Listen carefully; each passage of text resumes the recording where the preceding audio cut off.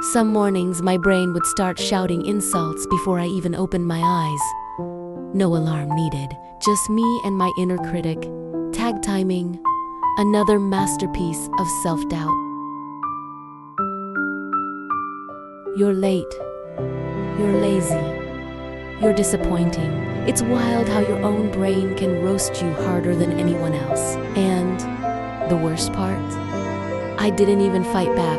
I just agreed. I thought beating myself up was productive. Like if I was mean enough, I'd magically become better, smarter, stronger, happier. Spoiler alert, it just made mornings suck harder. I lived with that voice like it was some weird roommate, one that critiqued everything I did but never paid rent. Worse, I trusted it. I thought that voice was telling the truth. Then one morning, half out of spite, I tried something small. Before touching my phone, before doom scrolling, I said one kind thing about myself out loud. It felt so dumb. Day 1. Nice socks? Day 2. At least you tried. It was awkward, clumsy, and super cringy. But somehow, it made a tiny crack in all that noise inside my head. Every morning, I gave myself one tiny compliment, even on bad days, especially on bad days. It wasn't about lying. It was about surviving without bullying myself anymore. The critic's voice didn't vanish, but now there was a second voice. Quiet, kind, shaky. That showed up too. And sometimes, hearing that whisper was enough to keep me moving. Some compliments were silly. Nice hair for once. Didn't trip on the stairs. But somehow, they stuck like small shields against louder, meaner thoughts. It felt weird being kind to myself, like borrowing someone else's voice. Softer, unfamiliar, but nicer than what I was used to hearing every morning. Eventually, those small compliments started changing the way I talked to myself. Not all at once, but enough to breathe easier between all the noise. I wasn't suddenly confident. I just wasn't constantly attacking myself. And that, alone, felt like a win. I didn't know I was allowed to claim. Of course, the critic still showed up.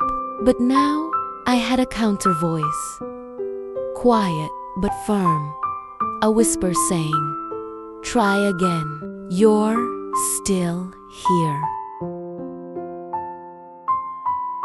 Bad days didn't vanish, but I started handling them differently.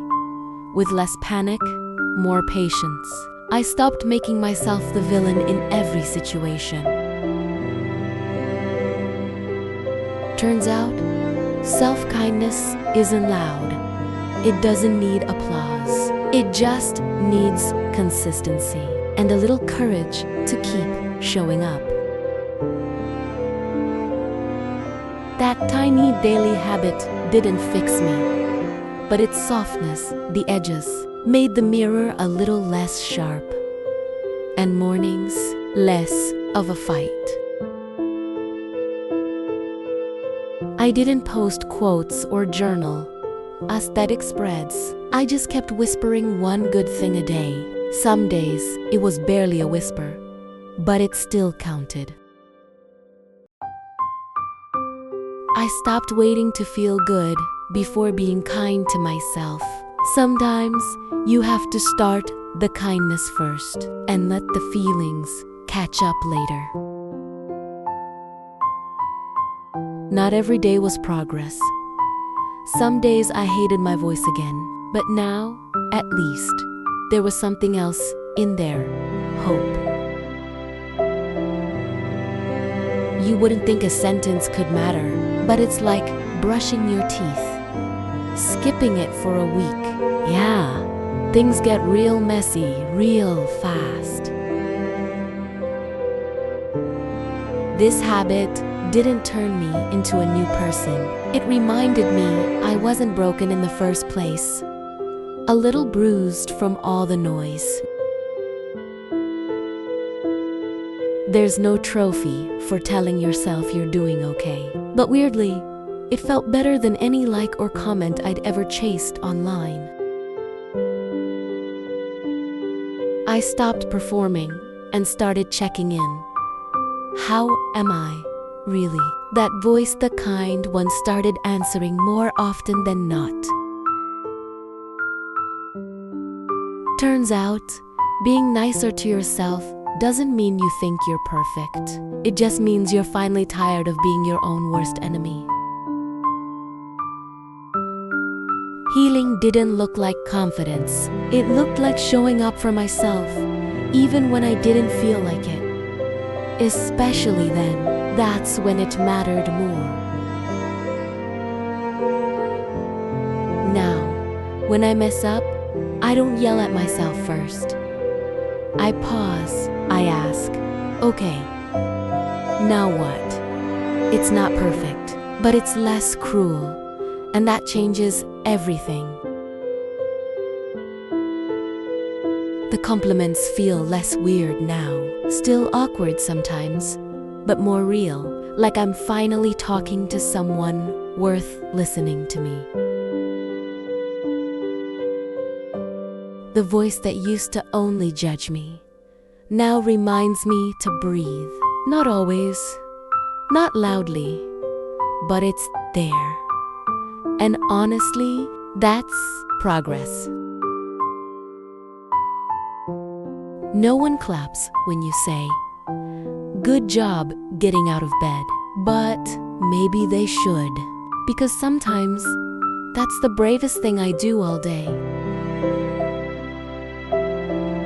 This tiny habit didn't give me a new life. It just made the one I already have a little quieter, a little softer, a little easier to stay in. Some days, I still forget, still spiral, still down, but now I don't stay there. I come back with kindness, with practice, with me. If you've been tearing yourself down, try this. One kind sentence each morning. You won't become perfect, but maybe you'll stop believing that you're broken.